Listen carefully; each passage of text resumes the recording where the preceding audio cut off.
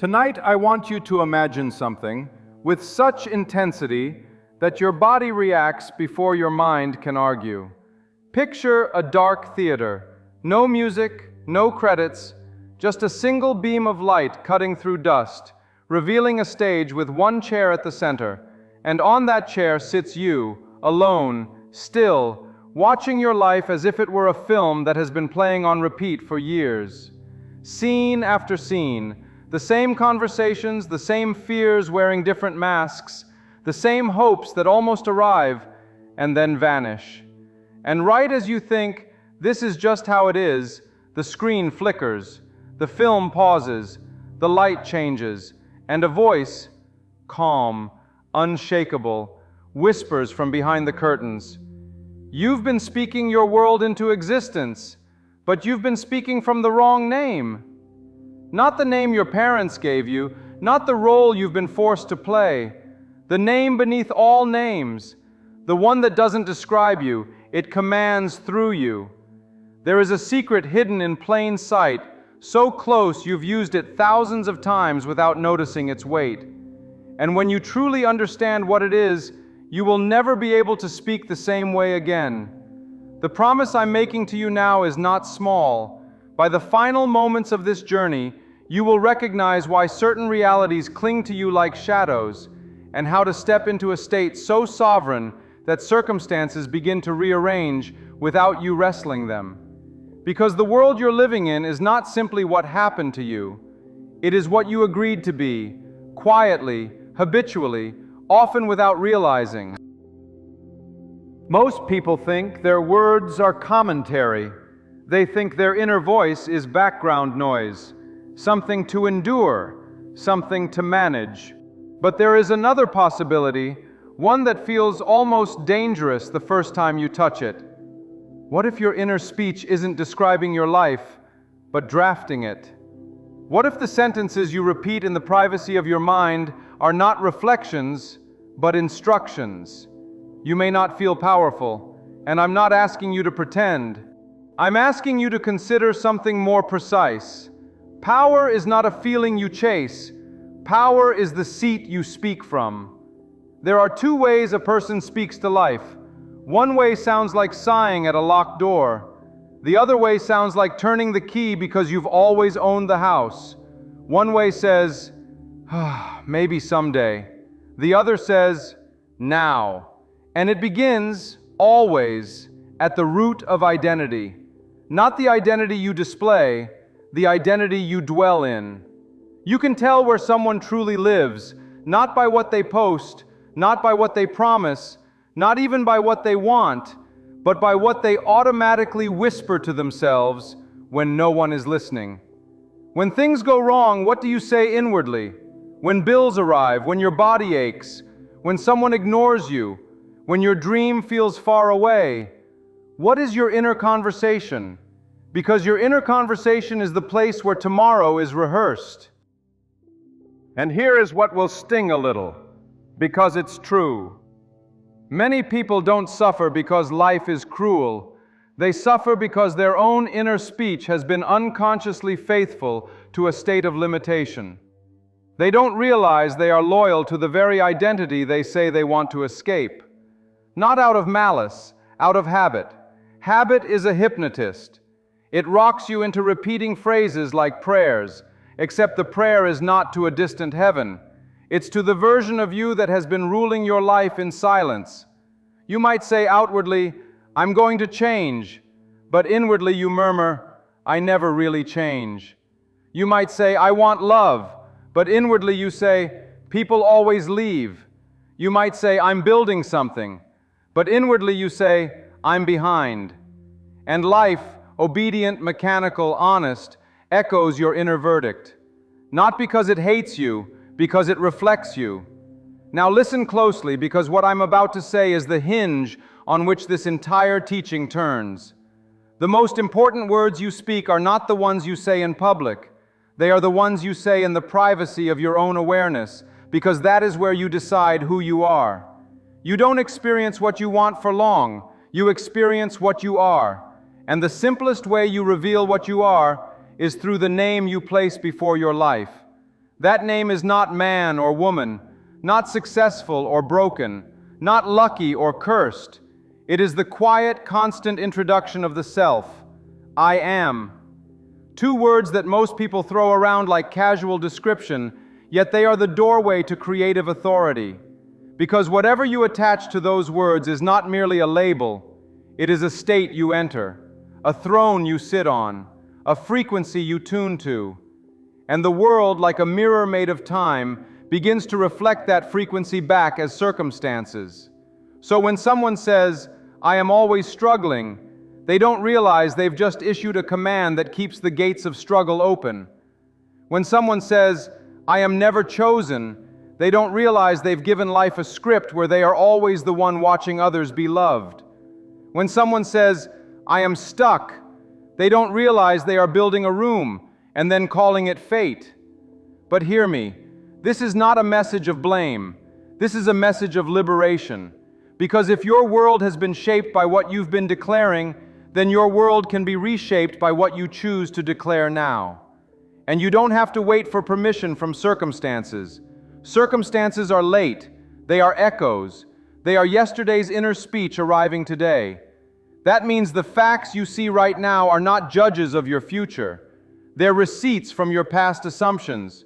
And you can stop buying the same identity right now. Let me make this practical. Imagine you walk into your day like entering a city. Every thought is a street. Every reaction is a signpost. And most people have lived in the same neighborhood for so long that they don't even notice they've memorized its alleyways. The I can't street, the not for me boulevard, the maybe later bridge, the what if it fails tunnel. It feels familiar, so it feels true. But truth is often just repetition wearing a crown. And that's why the first step is awareness, not force, not strain, not perfection. Awareness. You begin to listen to yourself, not to criticize, to notice. You start catching the unconscious introductions you keep making. I am tired. I am unlucky. I am overlooked. I am anxious. I am behind. You catch them not like a judge, but like a director who suddenly realizes the actor has been reading the wrong script for years. And once you notice, you pause. In that pause is power, because the pause is the moment you stop being the character and become the creator. And right here, early in this journey, I want to invite you into a simple inner declaration, not as a performance, but as a turning point. If it resonates, leave a comment with just a few words. Something effortless, something true for you right now. Comment, I choose a new state. That's it, a small sentence, but small doors can open into large rooms. Now, you may be thinking, but what if I say something new and it feels fake? Good, that means you're honest. And honesty is powerful when it's paired with understanding. Because the goal is not to plaster your fear with shiny words. The goal is to move your seat of being, to stop speaking from the old identity, to stop negotiating with the mirror. You don't argue with reflections, you change what stands before the mirror. And that change does not begin with the outer world applauding. It begins with you quietly deciding, I will no longer introduce myself to life as the person who lacks. Here's the difference that changes everything. A beggar says, I hope. A sovereign says, I am. A beggar speaks like the desire is far away. A sovereign speaks like it is already part of the self. And the world, bound to the law of consciousness, responds. Not always instantly on the surface, but inevitably in form, because your life is always moving toward what you consistently assume. Now lean in for this, because it's the first ignition point, and it will feel like striking a match in a dark room. What you call yourself in secret calls your future toward you. And if that's true, then every day you've been speaking yourself into a corner, you can begin speaking yourself into a kingdom. Not with strain, with authority, with the calm certainty of one who finally remembers, I was never meant to beg reality for permission. And as we move deeper, you will see why wanting can become a trap, why trying can become a cage, and how the present tense, right now, becomes the altar where creation happens. But first, one question to place in your pocket like a key. When you say, I am, who is speaking? The tired version? The hurt version? The abandoned version? The version trained to expect disappointment? Or the one beneath all versions, the one that can choose? Because in a moment, I'm going to show you the inner chamber where identity is forged and how to enter it without struggle. And when you do, you'll start to feel something rare. Not hype, not temporary confidence, but the quiet pressure of destiny moving. Somewhere inside your day, maybe in the next hour, you will catch a single sentence in your mind that has been quietly sabotaging you for years. And when you catch it, you'll have a choice that feels like stepping into a different timeline. There is a place within you where the world cannot argue. A place untouched by numbers in a bank account, untouched by the tone of someone's voice, untouched by the evidence of yesterday. If you've ever laid in bed at night while the room was silent but your mind was loud, you've already brushed against it. If you've ever closed your eyes and remembered a moment so vividly your body reacted as if it were happening again, you've already seen its doorway. This place is not far away. It is not mystical decoration. It is the inner chamber where identity becomes law. And the tragedy is that most people enter this chamber every day and use it to rehearse their own defeat. They replay arguments. They anticipate rejection. They predict failure. They tell themselves the same story until the story becomes a state and the state becomes a world. But the same chamber can be used in the opposite direction. It can be used to plant a new self, not by force, by assumption, by occupancy, by dwelling. Because a state is not something you visit, it's something you live in internally until the outer world has no choice but to confirm your residence. Let me show you what's been happening. Every time life presents something, an email, a bill, a glance from a stranger, a delay, a symptom, you respond inwardly. Even if you say nothing aloud, there is commentary, a verdict, a meaning. And meaning is creative. The moment you assign meaning, you shape the future. If you see a delay and think, "This always happens to me," you've just woven the delay into your identity. If you see silence from someone and think, "I'm not important," you've just invited more silence to match that assumption. If you feel discomfort and think, "My body is failing," you've just given the discomfort a throne. Now, I'm not saying you cause every event. I'm saying you determine the direction of your life through the identity you consistently occupy in response to events. That's different. And it's empowering. Because even if a storm appears, you decide whether you are someone the storm breaks or someone the storm obeys. You decide whether you are the victim in the scene or the author behind the camera. Now listen carefully. The most dangerous thing you can do is speak in a tense that delays your freedom. People say, "I will be okay," but their nervous system hears, "I am not okay." People say, "I'm going to be wealthy someday," but life hears, "I am not wealthy now." People say, "I'm trying to change," but the subconscious hears, "I am still the one who struggles." Because someday is a beautiful word and a brutal prison. It keeps desire alive while keeping fulfillment distant. And distance is the illusion that makes begging feel logical. But the inner chamber does not respond to logic. It responds to being. In the inner chamber, the only time is now. And now is where creation happens. So what do? You stop performing self-improvement like it's a punishment. You stop treating identity like a mountain you must climb, and you do something far more direct. You enter the inner chamber and assume the feeling of the wish fulfilled, not as a technique, but as your new home. Not I hope, not I want, not I need, but the quiet, settled recognition, I am. And then you attach to it not your current condition, but your chosen state. I am secure. I am guided. I am provided for. I am wanted. I am respected. I am healthy. I am free. But here is the subtlety most people miss. You are not repeating words to convince a skeptical mind. You are selecting an identity and letting your nervous system learn it like a new language. At first, it may feel unfamiliar, of course. A prisoner feels uneasy in an open field because the walls were familiar. But familiarity is not truth. Familiarity is repetition.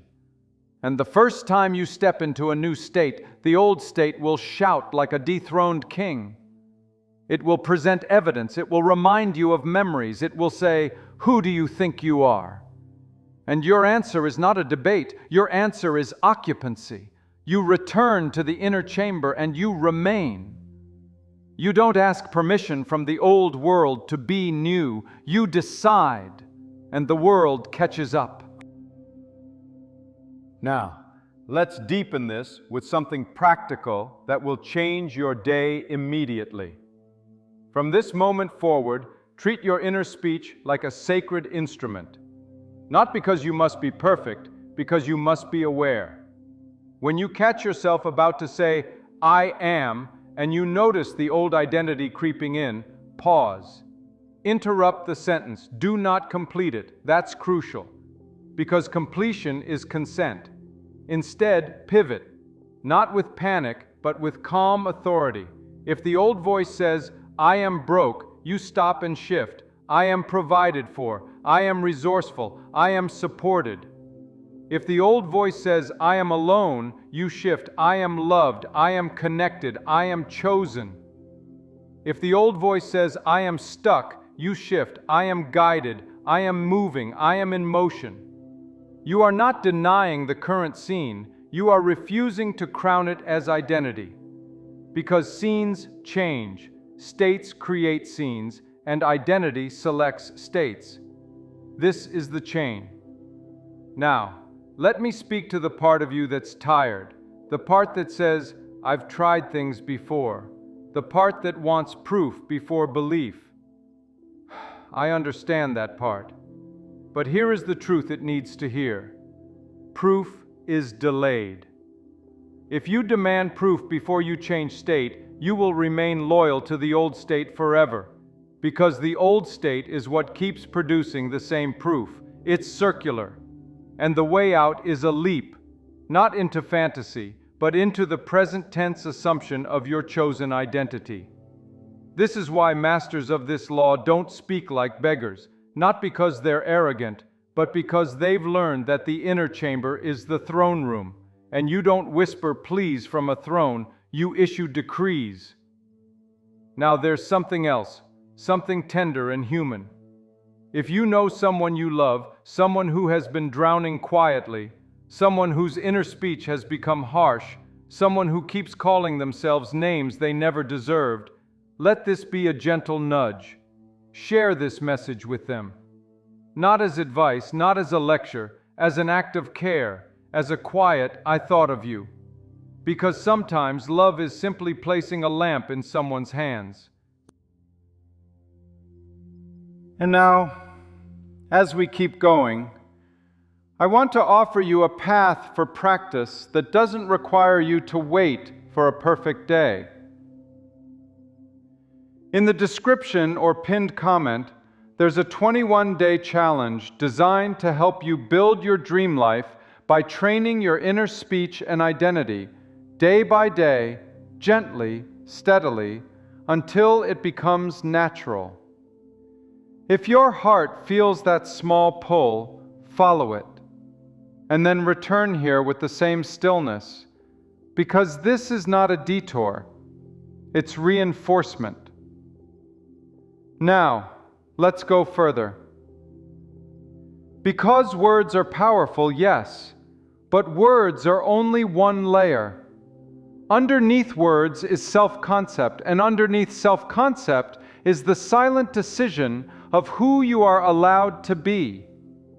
Somewhere deep, many people carry an invisible vow.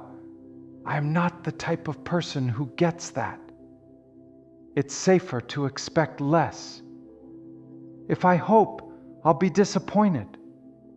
If I shine, I'll be punished. Those vows become the hidden authors of your life, and the most profound transformation is not getting new circumstances. It is the death of an old identity. Not a violent death, a peaceful release. Like a coat you finally take off because it never fit. And here comes the next ignition. You are going to learn to recognize the moment the old identity tries to speak, and you will learn the exact inner movement that silences it without effort, not by fighting, by returning to the name beneath all names. In the next block, I'm going to show you the silent switch that turns inner speech from desperate wishing into kingly command. And once you feel it, even once, you'll start noticing reality responding in ways that feel almost impossible to explain. There is a moment, so subtle most people miss it, when identity locks into place. It happens in seconds. A thought appears. This won't work. A feeling follows. Tightness. Then you unconsciously agree. Of course, it never works. And in that agreement, you step back into the old state, like walking into a familiar room and closing the door behind you. But there is another moment you can learn. A moment where you catch the thought before it becomes a contract. A moment where you feel the tightness, and instead of obeying it, you observe it. A moment where you remember, I am not my reaction. I am the one aware of the reaction. This is the silent switch, and it changes everything. Because the greatest freedom is not controlling your thoughts like a dictator. The greatest freedom is recognizing you are the one who chooses which thoughts become identity. That choice is what separates the beggar from the sovereign. The beggar thinks every thought is truth. The sovereign treats thoughts as invitations. Some are accepted, some are declined. Now imagine your mind is a grand hall filled with messengers. One arrives saying, "You are behind." Another arrives saying, "You will be rejected." Another arrives saying, "You can't afford it." And most people, untrained, let every messenger walk straight to the throne, sit down, and announce laws. But you are not required to crown every messenger. You can meet them at the door. You can say, "Thank you for your report." And then you can choose the only thing that matters. Who am I now? Not who was I, not who will I be. Now. Because now is where the inner chamber is alive. Now is where the seed is planted. Now is where reality is being shaped. This is why present tense is not grammar, it is power. When you say, "I am becoming," you keep yourself in the hallway. When you say, "I am," you step into the room. Now, let's bring this into something you can feel. Close your eyes for a moment. Just in your imagination, if you can. See yourself standing at the edge of an ocean at night. The water is black glass. The sky is heavy with stars. And you're holding a stone in your hand. On that stone is written a sentence you've repeated for years, maybe quietly, maybe unconsciously. I am not enough. I am always struggling. I am forgotten. I am too late. I am unlucky. Feel the weight of the stone. That is the weight of repeated identity. Now, in your imagination, you walk to the edge of the water, and you don't throw it with anger. You don't curse it. You simply release it. It drops. The surface ripples, and then the ocean swallows it. Gone. Not because it never happened, but because you are no longer carrying it. Now, you turn back toward the shore and you see something else, a small fire burning, steady, warm. And near it is a new stone, clean, bright. On it you can write a new sentence, not a desperate one, a sovereign one. What would you write if you were allowed to be free? I am chosen, I am guided, I am secure, I am prosperous, I am radiant, I am loved, I am trusted, I am whole. This is not fantasy. This is selection. This is identity. And identity is the mold from which circumstances are poured. But there's something even deeper, and this is where the teaching becomes surgical. Your inner speech doesn't only create your circumstances, it creates your interpretation of circumstances. And interpretation determines emotion, and emotion determines behavior, and behavior determines results. So if you change the root, inner speech, you don't just manifest a new world, you become a new person who naturally walks into a different world. You begin to carry yourself differently. You begin to notice opportunities you were blind to. You begin to receive differently because you expect differently. You begin to speak differently because you are no longer auditioning for life's approval. This is why the most important transformation is identity. Identity is the gravitational field. And everything in your life, money, love, health, timing, moves according to the gravity of who you assume yourself to be. Now, some people misunderstand this and think, so I just declare and sit back? No. Declaring is not laziness. Declaring is alignment. It is choosing the inner cause. Then the outer effects follow, often through natural bridges, conversations, impulses, opportunities, coincidences that aren't coincidences at all, but the bridge always rises from the inner state. Here's a truth that will make you breathe differently. You do not have to chase what belongs to your state. When you occupy the state, what belongs to it finds you. A person who is truly loved does not beg for crumbs of attention. A person who is truly prosperous does not panic at every bill. A person who is truly secure does not interpret silence as abandonment. So you stop acting like the old identity, not because you're forcing behavior. You stop because you're no longer living there. And this is why inner speech is so powerful. It is the daily proof of where you live. Now, I want to give you a way to speak that is sharper than affirmation and softer than strain. Instead of arguing with what you see, you speak as if you are remembering. Not, I will be, but, of course I am. Of course I am supported.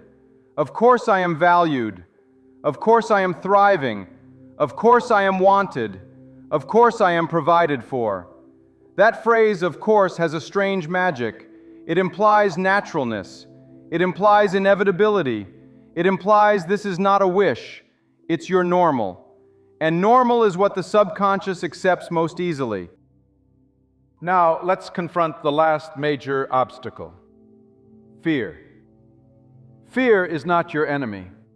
Fear is a guardian of an old identity. It shows up when you step toward the new because the old self believes the new is dangerous. If you grew up with instability, stability can feel suspicious. If you grew up unseen, attention can feel unsafe. If you grew up in lack, abundance can trigger guilt. So fear rises, not to punish you, to protect the old story. And your job is not to destroy fear. Your job is to outgrow it. To say, I see you. And I choose anyway. To return to the inner chamber, to speak from the throne. And when fear whispers, "Who are you to say I am?" you answer, not with arrogance, but with remembrance, "I am the one who chooses." Now, we're approaching the final ascent. And the final truth is the one hinted at in the opening. There is a level beyond words. Words are the doorway, but the deepest creation happens when the identity becomes so complete that even silence carries authority. When you no longer need to repeat, because you are. And when you reach that, you'll see why some manifestations feel slow. Not because the law fails, but because the old identity keeps resurrecting itself in small inner conversations. So in the next block, I'm going to guide you into the most advanced movement of all. Not trying to change your life, but allowing the old self to dissolve so thoroughly that the new self becomes inevitable. The final shift isn't speaking better. It's something stranger and more powerful. A quiet identity collapse where the old story can't survive. And when that happens, reality starts treating your desire like it was always yours. There comes a moment in every true transformation when you realize you don't need to fight your old self. You only need to stop feeding it. Because the old identity is not a monster, it is a pattern, a collection of practiced responses, a loop of inner conversations rehearsed so many times they feel like personality. But personality is often just a well-worn script. And scripts can be rewritten, not with violence, with withdrawal of belief. This is the advanced shift, identity death. It sounds dramatic, but it is gentle when you understand it. It is the quiet end of a version of you that cannot enter the promised land of your desire. Not because you're unworthy, but because the old state is incompatible with the new world. A person who believes love leaves cannot live peacefully inside the experience of being cherished. A person who believes money disappears cannot remain calm inside prosperity.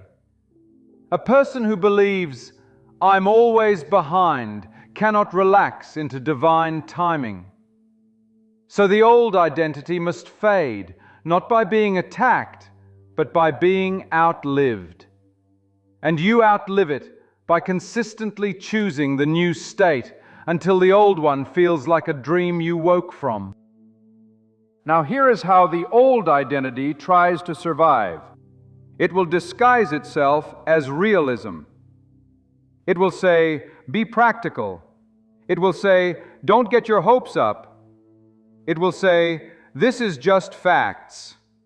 But facts are often just the most recent snapshot of yesterday's inner speech. If you treat facts as final, you become a worshiper of delay. You become loyal to the past. You become faithful to the echo. But you were not designed to serve the echo. You were designed to speak the cause. And the cause is consciousness. So when the world presents evidence that contradicts your chosen state, you don't collapse. You remember, this is old news arriving. Then you return inward, not to escape, but to govern. You return to the inner chamber, and you do the most powerful thing a human can do. You assume, not from desperation, from authority. And here's where it becomes even more refined. Instead of only repeating sentences, you begin to live in the atmosphere of fulfillment. You let your imagination become your home. You feel what it would feel like if the desire were already true, not exaggerated, not forced, natural, simple, ordinary. Because the moment your desire feels ordinary in consciousness, it becomes inevitable in form. That's the strange paradox. The most powerful assumption is not the one you shout, it is the one you accept as normal. So how do you do that? You build a secret practice, not complicated, not exhausting. A practice that feels like returning to yourself. Tonight or tomorrow, or whenever you find the quiet minute, close your eyes and enter the scene you would experience if your desire were fulfilled. Not a montage, a single moment. A ring on your finger as your hand rests on a table. A bank app showing numbers that make you exhale instead of tense. A doctor smiling saying, "Everything looks excellent." A text message that says, "I'm so grateful for you." A morning where your body feels light. Choose one, then step into it. But here's the key. Don't watch it like a movie. Feel it like memory. Let it be so real that your nervous system responds, and then, quietly, let your inner speech arise from that scene. Isn't it wonderful? Of course, it's done. I knew it, not because you're pretending, because you are entering the state where it is true. And states create worlds. Now, I told you in the beginning that a promise would be revealed in the final moments. Here it is, and it is sharper than you expect. The deepest secret is that the name I am is not something you use to get what you want.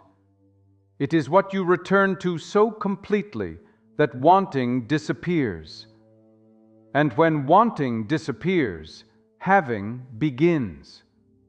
Because wanting is distance, and distance is the illusion. When you finally become the one who already is, the outer world starts behaving like it has no choice. It begins to align, not always in the way your anxious mind plans, but in the way the law delivers, through strangers, through timing, through impulses, through doors that open at the perfect second. And when those doors open, you'll recognize them, not as luck, but as echoes of your new inner speech made visible. Now let me speak to the part of you that still doubts. Doubt is not failure. Doubt is a tremor during rebirth.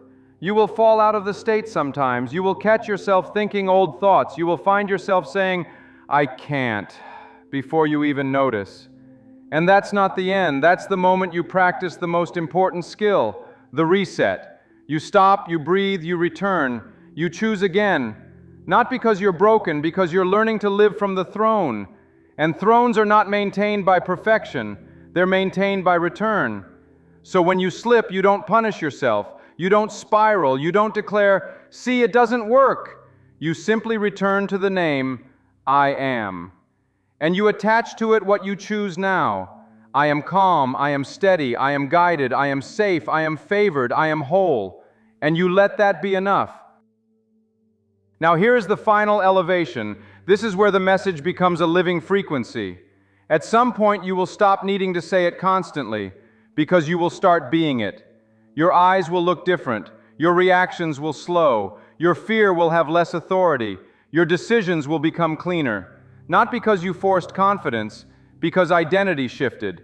And when identity shifts, the world catches up. This is why the most powerful manifestation isn't a thing, it's a self. Become the self and the things follow.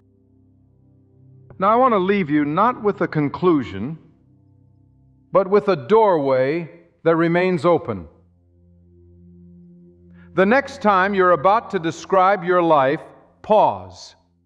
Before you say, "I am tired," ask, "Is that who I choose to be?" Before you say, "I am struggling," ask, "Is that the state I want to live in?" Before you say, "I am alone," ask, "Is that the identity I will keep feeding?" And then, softly, with reverence, not to a distant God, but to the God within you, speak the new name. Speak it like you're remembering what you forgot. Speak it like you're coming home. And if you feel called to stay in this frequency, to keep walking this path of awareness, to keep training the inner chamber until it becomes your natural dwelling, then in these final moments, Let subscribing be what it truly is. Not clicking a button, but choosing alignment. Choosing to remain near a message that reminds you who you are when the world tries to hypnotize you back into the old story. Because you are not here to beg life, you are here to declare it. And the final truth, the one that changes how you speak forever, is simple, terrifying, and beautiful. Every time you say, I am, existence listens for what comes next. So choose, not once, but daily, not loudly, but faithfully. And watch how the world, slow at first, then suddenly, begins to mirror a new identity you no longer visit, but live inside. One day soon, you will look at a circumstance that used to control you, and you'll feel nothing but calm. Not because it vanished, because it lost its throne. And in that calm, your next I am will not be a wish, it will be a birth.